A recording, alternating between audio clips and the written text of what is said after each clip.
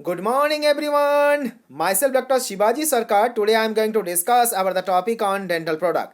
आज मैं dental product के अंदर डेंटल सीमेंट के ऊपर डिस्कस करने वाला हूं और डेंटल सीमेंट के अंदर मैं आपको आज समझाने वाला हूं जिंक ऑक्साइड यूजिनॉल की इनऑर्गेनिक केमिस्ट्री के बारे में। तो ये टॉपिक डिस्कस करने से पहले और इस टॉपिक को जानने से पहले मैं सभी स्टूडेंट्स एंड सभी व्यूअर को मेरा चैनल डॉक्टर सरकार होम ट्यूशन में सभी को वेलकम करता हूं और उसके साथ ही साथ मैं सभी स्टूडेंट्स एंड व्यूअर को ये बोलना चाहता हूं, जो भी स्टूडेंट्स एंड जो भी व्यूअर ने अभी तक मेरा चैनल को सब्सक्राइब नहीं किए वो प्लीज़ मेरा चैनल को सब्सक्राइब कर ले और मेरा चैनल के अंदर जितनी सारे वीडियो है वो वीडियो को देखे और समझे और उसके बाद भी उसके मन के अंदर कोई भी टाइप के डाउट एंड क्वेश्चन है सब्जेक्ट एंड टॉपिक रिगार्डिंग, तो उस कंडीशन में स्टूडेंट्स एंड व्यूअर मुझे क्वेश्चन पूछ सकता है मेरा चैनल की कमेंट बॉक्स के अंदर, नहीं तो मुझे ईमेल भी कर सकते हैं। और आज की वीडियो को आप देखोगे प्लीज वीडियो को लास्ट तक देखना। वीडियो को देखने के बाद प्लीज वीडियो को लाइक कर देना और वीडियो को कॉमेंट भी करना। और उसके साथ मैं स्टूडेंट्स को ये भी बोलना चाहता हूं जो वीडियो की जो डिस्क्रिप्शन बॉक्स है इस डिस्क्रिप्शन बॉक्स के अंदर आपको पॉसिबल सभी क्वेश्चंस आपको मिल जाएंगे आज के टॉपिक रिगार्डिंग, जहां पर आप देख के ये समझ पाओगे जो कौन सी टाइप के क्वेश्चन आपको यूनिवर्सिटी लेवल में पूछा जाएंगे, जो स्टूडेंट्स डिप्लोमा इन फार्मेसी में हैं और जो स्टूडेंट्स भी फार्मेसी में हैं सभी के लिए आप ये समझ सकते हो। और उसके साथ ही साथ आपको ये भी देख पाओगे वहां पर जो मेरा बाकी सभी वीडियो के लिंक को, जिस लिंक को क्लिक करके भी आप बाकी वीडियो को एंजॉय आप कर सकते हो। तो अभी हम लोग देख लेते हैं जो डेंटल सीमेंट क्या होते हैं और उसके साथ ही साथ हम लोग ये भी जान लेते हैं जिंक ऑक्साइड यूजिनॉल सीमेंट क्या होते हैं। सबसे पहले आपको तो मैं ये समझाने वाला हूं जो डेंटल सीमेंट क्या होते हैं। सीमेंट मींस ऐसा कोई एजेंट जो एजेंट के अंदर बाइंडिंग कैपेसिटी हो, तो उस जगह पे हम लोग इस एजेंट को क्या बोलेंगे, उस एजेंट को हम लोग यहां पर सीमेंट के हिसाब से कंसीडर कर सकते हैं। और जो सीमेंट हम लोग यहां पर यूज करेंगे, यहां पर जो सीमेंट को हम लोग पर्टिकुलरली डेंटल पर्पस के लिए यूज करेंगे और इसीलिए इस सीमेंट को हम लोग यहां पर क्या बोलते हैं, इस सीमेंट को हम लोग यहां पर डेंटल सीमेंट के हिसाब से कंसीडर करते हैं। लेकिन इस जगह पे स्टूडेंट्स को मैं ये भी बोलना चाह रहा हूं जो लास्ट 2 डिकेड्स में ये डेंटल सीमेंट के अंदर नंबर ऑफ चेंजेस आ चुका है एंड आज के दिन में जो सीमेंट को हम लोग डेंटल पर्पस के लिए यूज कर रहे हैं वो cement maximally biocompatible in nature है। तो अभी क्वेश्चन ये जनरेट हो रहा है जो डेंटल सीमेंट फिर होते क्या है, तो हम लोग उस जगह पे ऐसा बोलते हैं ऐसा कोई सब्सटेंस जो सब्सटेंस 2 सरफेस एरिया को जोड़ सकता है और उसी को हम लोग यहाँ पर सीमेंट के हिसाब से कंसीडर करेंगे। डेफिनेटली ये सीमेंट हम लोग डेंटल पर्पस के लिए यूज करते हैं और इसी रीजंस के लिए हम लोग इसे क्या बोलते हैं, इसी रीजंस के लिए हम लोग इसे डेंटल सीमेंट के हिसाब से कंसीडर करते हैं। और इसीलिए ऐसा बोला जाता है जो dental cement can act as an base, they can act as an liner, they can be act as an filling material और they are the adhesive to bind the surface area. So इस जगह पे हम लोगों ने देखा जो dental cement क्या होता है और उसके नेचर क्या होते हैं और पर्टिकुलरली कौन से पर्पस के लिए हम लोग इसको यूज करते हैं। और उसके साथ ही साथ हम लोगों ने ये भी समझ लिया उसका बेसिक प्रिंसिपल क्या होते हैं। तो उसका बेसिक प्रिंसिपल क्या है, उसका बेसिक प्रिंसिपल ये है जो 2 सरफेस एरिया को जोड़ सकता है, लेकिन ये प्रोडक्ट क्या होना है, ये प्रोडक्ट टीथ के अंदर कोई भी टाइप के इरिटेशंस को क्रिएट नहीं कर सकते हैं। तो जैसे यहां पर आप एक डायग्राम और एक से पिक्चर देख पा रहे हो जहां पर आप देख रहे हो जो एक डेंटिस्ट किस तरीके से डेंटल सीमेंट को प्रिपेयर कर रहा है एक प्रॉपर रेशियो के हिसाब से। तो इस जगह पे इस रेशियो में उसको प्रॉपर रेशियो में उसको लेना पड़ता है डेंटिस्ट को, और उसके बाद वो डेंटिस्ट क्या करते हैं उस जगह पे जो रेशियो उसने लिया उस रेशियो को प्रॉपर्ली वो मिक्स करते हैं। मिक्स करने के बाद जहां पर कैविटीज हो चुका है, जहां पर होल हो चुका है, जिस एरिया को उसको सील करना है उस एरिया के ऊपर वो उसे अप्लाई कर देते हैं। और जब अप्लाई कर देंगे उस कंडीशन में वो क्या होंगे, उसका सीमेंटेशन कैरेक्टरिस्टिक के लिए वो वहां पर हैवी मास में कन्वर्ट हो जाएंगे और वो एरिया आपका सील हो जाएंगे। तो इसका basic principle and basic application इस तरीके से होते हैं जैसे करके मैंने आपको अभी समझाया।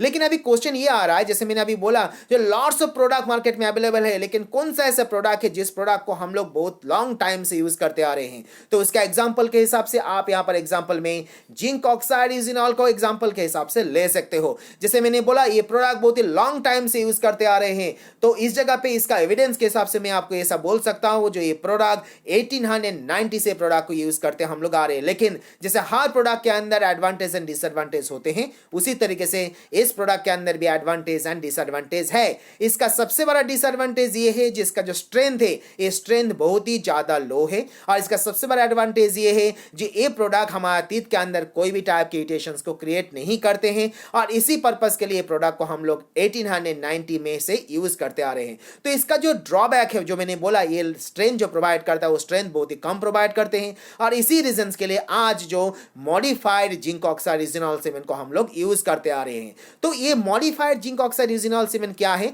वो भी आज हम लोग देख लेंगे नेक्स्ट पॉइंट पे। तो अभी हम लोग देख लेते हैं जिसका क्लासिफिकेशंस क्या होते हैं। जिंक ऑक्साइड से इथेनॉल सीमेंट को हम लोग क्लासिफाई करें तो इसको मेनली 4 भाग में क्लासिफाई करते हैं, type 1, type 2, type 3 and type 4। हर एक टाइप को हर एक पर्पस के लिए यूज करते हैं। इस जगह पे स्टूडेंट्स को ये पॉइंट को याद रखना है, जो टाइप कौन सी पर्पस के लिए आप इसे यूज करना चाहते हो। टाइप 1 को यूज करते हो तो पर्टिकुलर टाइप 1 टेम्पररी सीमेंटेशन के लिए यूज किया जाते हैं। टाइप 2 को यूज करते हैं तो ये परमानेंट सीमेंटेशन के लिए यूज होते हैं। टाइप 3 यूज करते हो तो temporary filling and thermal base के लिए यूज होते हैं। एंड टेम्पररी 4 टाइप 4 जो यूज किया जाते हैं ये हम लोग कैविटी लाइनर के हिसाब से यूज करते हैं। तो पेशेंट की कंडीशन आपको पहले देखना है और पेशेंट की जो कंडीशन है उस कंडीशन के हिसाब से आपको टाइप यूज करना है। पेशेंट के लिए आपको टेम्पररी सीमेंटेशन करना है तो टाइप 1 आप यूज करोगे, उसका परमानेंट सीमेंटेशन करना है तो टाइप 2 यूज करोगे, temporary filling and thermal base के लिए यूज करना चाहोगे तो टाइप 3 और उसका कैविटी लाइनर के हिसाब से आपको यूज करना है तो उस कंडीशन में आप उसको टाइप 4 यूज करोगे। तो अभी क्वेश्चन ये भी जनरेट हो रहा है, ये जो जिंक ऑक्साइड यूजिनॉल होते हैं, ये जिंक ऑक्साइड यूजिनॉल सीमेंट जो मैक्सिममली ये कौन से फॉर्म में अवेलेबल होते हैं। तो ये मेनली 2 फॉर्म में अवेलेबल होते हैं, एक तो ये पाउडर के फॉर्म में अवेलेबल हो सकता है, दूसरा ये पेस्ट फॉर्म में अवेलेबल हो सकता है। इस जगह पे मेरा एडवाइस स्टूडेंट्स के लिए है, जो ये जो प्रोपोर्शन, ये जो पाउडर एंड पेस्ट जो फॉर्म में अवेलेबल होते हैं इसका पर्टिकुलरली प्रोपोर्शन होते हैं और इस प्रोपोर्शन को अभी हम लोग यहां पर देख लेते हैं। जैसे आप यहां पर एक प्रोपोर्शन देख पा रहे हो, जब zinc oxide eugenol cement powder के फॉर्म में अवेलेबल होते हैं तो उस जगह पे क्या क्या आपको मिलेंगे, उस जगह पे प्रोपोर्शन के हिसाब से zinc oxide, magnesium oxide, aluminium oxide, silicon dioxide और उसके साथ ही साथ स्टेनस और टैनिन फ्लोराइड आप देखोगे। और जब लिक्विड फॉर्म में होंगे तो उस जगह पे आप क्या क्या देखोगे, phosphoric acid, water, phosphoric acid with containing the aluminium and phosphoric acid combine with the zinc. तो इस जगह पे हम लोगों ने इसका प्रोपोर्शन देखा और हर एक प्रोपोर्शन का यूज, कारण उसको क्यों यूज किया जाता है वो भी आपको याद रखना है और उसका परसेंटेज भी आपको याद रखना है। जैसे एज एन एग्जांपल आप यहां पर zinc oxide eugenol powder form में देख रहे हो तो उस जगह पे जैसे हम लोग यहां पर ऑब्जर्व कर पा रहे हैं इसमें जिंक ऑक्साइड देखोगे तो इसका मेन रीजन क्या है। जैसे यहां पर इसका मेन रीजन है ये मेन इंग्रेडिएंट के हिसाब से इसको यूज किया जाता है और इसीलिए इसका प्रोपोर्शन सबसे ज्यादा होते हैं, जो प्रोपोर्शन आप यहां पर 89 से लेकर 92 देख पा रहे हो। उसी तरीके से मैग्नीशियम ऑक्साइड हम लोग यूज करें तो मैग्नीशियम ऑक्साइड की यूज किया जाते हैं, it are responsible for maintaining the white colour and increasing the strength, तो इसीलिए इसका प्रोपोर्शन 3 से लेकर 10 तक यूज होते हैं। एल्यूमिनियम ऑक्साइड को हम लोग यूज करें तो ये क्या करते हैं, मैकेनिकल स्ट्रेंथ को इंप्रूव करते हैं और इसीलिए इसका प्रोपोर्शन 0 से लेकर 6 to 8% होते हैं। उसी तरीके से लिक्विड फॉर्म में हम लोग जाए तो उस जगह पे जैसे मैंने अभी बोला फॉस्फोरिक एसिड हम लोग देखेंगे जो मेन इंग्रेडिएंट के हिसाब से यूज होते हैं और इसीलिए इसका प्रोपोर्शन यहां पर हम लोग सबसे ज्यादा देख रहे हैं जो 38% है। और यहां पर हम लोग वाटर यूज करते हैं जो एक्वा सॉल्यूशन के हिसाब से यूज किया जाते हैं, जिसका प्रोपोर्शन यहां पर हम लोग 30 से लेके 40% हम लोग यहां पर देख पा रहे हैं। तो यहां पर हम लोगों ने देखा जो हर एक प्रोपोर्शन को, हर एक प्रोपोर्शन के साथ ही साथ हम लोगों ने ये भी देख लिया जो यहां पर जो इंग्रेडिएंट हम लोग यूज कर रहे हैं हर एक इंग्रेडिएंट का यूज क्या है और कौन से कारण के लिए इंग्रेडिएंट यूज किया जा रहा है। तो स्टूडेंट्स के लिए मेरा एडवाइस ये है जो आप प्लीज इस प्रोपोर्शन को अच्छी तरीके से याद रखना, क्योंकि एग्जाम हॉल में ऐसा पूछा जाते हैं जो proportion zinc oxide eugenol cement की जो पाउडर है उसका प्रोपोर्शन और उसके यूजेस क्या है, और उसी तरीके से जब लिक्विड फॉर्म में आते हैं उसका प्रोपोर्शन और उसके यूजेस क्या है। तो यहां पर हम लोगों ने देख लिया जिंक ऑक्साइड यूजिनॉल सीमेंट की क्लासिफिकेशन और उसके साथ ही साथ देख लिया हम लोगों ने इसका प्रोपोर्शन क्या होते हैं। अभी हम लोग देख लेते हैं setting reaction. Setting reaction in the sense of जैसे हम लोग जिंक ऑक्साइड यूजिनॉल सीमेंट बना रहे हैं तो इसका एक सेटिंग, वो कितने टाइम के अंदर वो मास में कन्वर्ट हो रहा है। इस रिएक्शंस को हम लोग वो मास में जब कन्वर्ट हो रहा है तो डेफिनेटली वो कन्वर्ट होने के लिए पर्टिकुलर कोई रिएक्शंस तो करते ही होंगे। जो रिएक्शंस ये करते हैं उसी रिएक्शंस को हम लोग यहाँ पर सेटिंग, वो कितने टाइम के अंदर सेटिंग हो रहा है उस रिएक्शंस को हम लोग यहाँ पर सेटिंग रिएक्शंस के हिसाब से कंसीडर कर रहे हैं। तो कैसे उस रिएक्शंस को होंगे, यहां पर जिंक ऑक्साइड सबसे पहले वाटर के साथ रिएक्शंस करके जिंक हाइड्रोक्साइड में कन्वर्ट हो जाते हैं और इस जिंक हाइड्रोक्साइड जब यहां पर हमारा यूजिनॉल के साथ रिएक्शंस करेंगे तो ये कन्वर्ट हो जाएंगे जिंक यूजिनॉल में। और ये जिंक यूजिनॉल जो होते हैं this are obtain in the chelate form which is in a amorphous gel and they are gradually converted into the solid mass and set of the mass। तो इस जगह पे आप देख रहे हो जो जिंक यूजिनॉल सीमेंट जो है जब हम लोग प्रोपोर्शन में इसको प्रिपेयर करते हैं तो सबसे पहले तो एमोरफस जेल में कन्वर्ट होंगे जो चिलेट फॉर्म में आते हैं, उसके बाद वो धीरे धीरे क्या हो जाएंगे,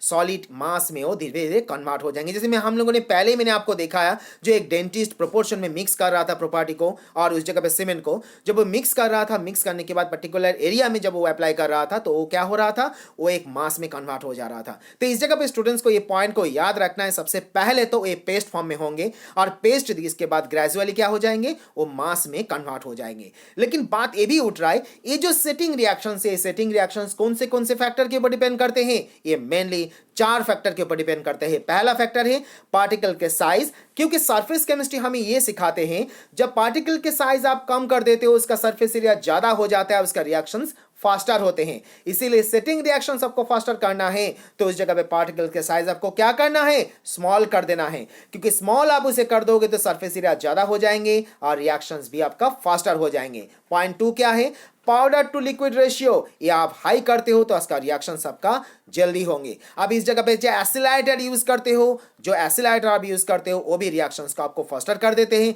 और एसिलाइटर के हिसाब से हम लोग यहाँ पर क्या यूज करते हैं, यहाँ पर हम लोग अल्कोहल, ग्लाइसिल एसिडिक एसिड और वाटर को यूज करते हैं, जो एसिलाइटर रिएक्शंस को फास्टर करते हैं। और इस जगह पे स्टूडेंट्स को ये याद रखना है, फोर्थ पॉइंट को, कूलिंग द ग्लास लैब, आपका जो ग्लास लैब है उसको आप कूल करते हो, जिस जगह पे आप उसे मिक्स कर रहे हो प्रोपोर्शन को, उसको आप ठंडा रखोगे तो उस जगह पे रिएक्शंस को क्या कर देंगे, कम कर देंगे। तो ये सब क्राइटेरिया आपको मेंटेन करना है आपका सेटिंग रिएक्शंस को मेंटेन करने के लिए। तो यहां पर हम लोगों ने देख लिया को फैक्टर को, जो फैक्टर सेटिंग टाइम के सेटिंग रिएक्शंस के लिए रिस्पॉन्सिबल होते हैं। तो अभी जैसे मैंने बोला ये प्रोडक्ट के डिसएडवांटेज है, इसका स्ट्रेंथ बहुत ही कम होते हैं और इसीलिए मैंने बोला अभी modified zinc oxide ethanol cement को हम लोग यूज करते आ रहे हैं। तो मॉडिफाइड क्या क्या यूज हो रहा है, मॉडिफाइड के हिसाब से हम लोग आज यूज कर रहा है ईवीए को, जिसको हम लोग बोलते हैं ईबीए, एल्यूमिनियम मॉडिफाइड सीमेंट। और दूसरा जो प्रोडक्ट बहुत ज्यादा पॉपुलर है उस प्रोडक्ट को हम लोग बोलते हैं पॉलीमर रेनफोर्स जेडोई सीमेंट। तो ये जो दो एग्जांपल मैंने आपको समझाया,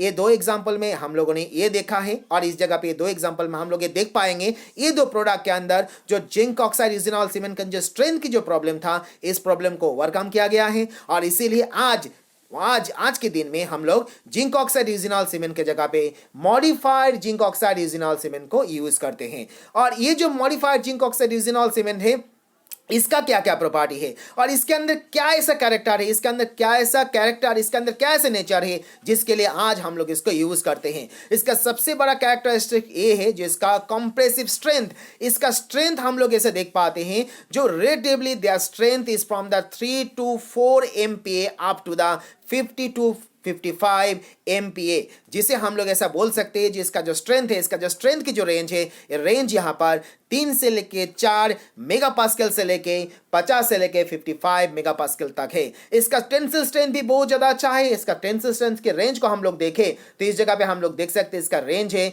0.32 से लेके 5.3 मेगापास्कल तक। इसका मॉड्यूल इलास्टिसिटी का जो रेंज है ये भी रेंज बहुत हाई है। ये रेंज यहाँ पर 0.22 से लेके 5.4 गीगापास्कल तक है। और इसका thermal property, this thermal resistance property is very much excellent और ये हीट रेजिस्टेंस कैपेसिटी इसका बहुत ज़्यादा अच्छा होते हैं। और इसी रीजंस के लिए भी हम लोग आज modified zinc oxide ethanol cement को रिकमेंड करते हैं और यूज करते हैं। और इसका बायोलॉजिकल प्रॉपर्टीज भी हम लोग देखें तो उस जगह पे हम लोग देख सकते हैं the pH and effect on pulp, that is the pH range is the 6.6 से लेके 8 and they are the least irritating in all over the cement and for that reason we are going to be use the product in broadly. जैसे मैंने पहले भी बोला इसका जो range है, ये जो जिंक ऑक्साइड इथेनॉल सीमेंट है, इसका सबसे बड़ा एडवांटेज यही है जो ये क्या कर सकता है, ये हमारा टीथ के अंदर कोई भी टाइप की इरिटेशंस को क्रिएट नहीं करते हैं। और इसी रीजंस के लिए प्रोडक्ट हमारा पल्प के ऊपर बहुत ही ज्यादा स्मूथिंग इफेक्ट दिखाते हैं। और इसी रीजंस के लिए जिंक ऑक्साइड इथेनॉल सीमेंट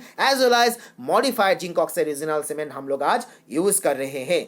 अभी बात ऐसा हो रहा है इसका यूजेस क्या है, तो इसको यूज ऐसा होता है, इसको टेम्पररी एंड परमानेंट सीमेंटेशन के लिए यूज होते हैं। जैसे आप यहां पर देख पा रहे हो, ये जो सीमेंटेशन आप देख रहे हो ये आपका टेम्पररी सीमेंटेशन है, ये आपका परमानेंट सीमेंटेशन नहीं है। तो ये डायग्राम देख के भी और इसका पिक्चर को देख के भी आप कुछ हद तक प्रेडिक्ट कर सकते हो जो टेम्पररी सीमेंटेशंस कैसे होते हैं। तो इस जगह पे इसे हम लोग प्राइमरी एंड टेम्पररी सीमेंटेशंस के लिए, टेम्पररी एंड परमानेंट सीमेंटेशंस के लिए यूज करते हैं। इसे cavity line and base line के हिसाब से भी यूज किया जाता है। जैसे डायग्राम में आप देख सकते हो cavity line and base line कैसे होते हैं। और थर्ड पॉइंट में इसे हम लोग पल्प कैपिंग एजेंट के हिसाब से भी यूज करते हैं। और फोर्थ पॉइंट में हम लोग यहाँ पर देख पा रहे हैं they are also be use as an root canal retardation के हिसाब से हम लोग इसको यूज करते हैं। दैट मीन्स इसका रूट चैनल ट्रीटमेंट में भी हम लोग इस प्रोडक्ट को, that is the zinc oxide resinol cement को हम लोग आज यूज कर रहे हैं। तो यहाँ पर हम लोगों ने देख लिया डेंटल सीमेंट क्या है, और उसके साथ ही साथ हम लोगों ने ये भी देख लिया जो डेंटल सीमेंट के अंदर हम लोग जिंक ऑक्साइड रिजिनॉल सीमेंट क्या होता है और उसका एप्लीकेशंस क्या है और उसका टोटल इनऑर्गेनिक केमिस्ट्री क्या होते हैं। तो इस पॉइंट को आप अच्छी तरीके से याद रखना कि इस पॉइंट के से आपको एग्जाम हॉल में नंबर ऑफ क्वेश्चन पूछा जा सकते हैं। तो आज के लेक्चर, आज के वीडियो में इतना ही है। नेक्स्ट लेक्चर में, नेक्स्ट वीडियो में हम लोग गैस्ट्रोइंटेस्टाइनल एजेंट के ऊपर डिस्कस करने वाले हैं। देखेंगे वहां से कुछ इंपॉर्टेंट पॉइंट को और जान लेंगे कुछ इंपॉर्टेंट क्वेश्चन को जो यूनिवर्सिटी लेवल में आपको पूछा जा सकते हैं। So thank you each and every students, each and every viewer for your support, for your love and for your valuable comments. So thank you again.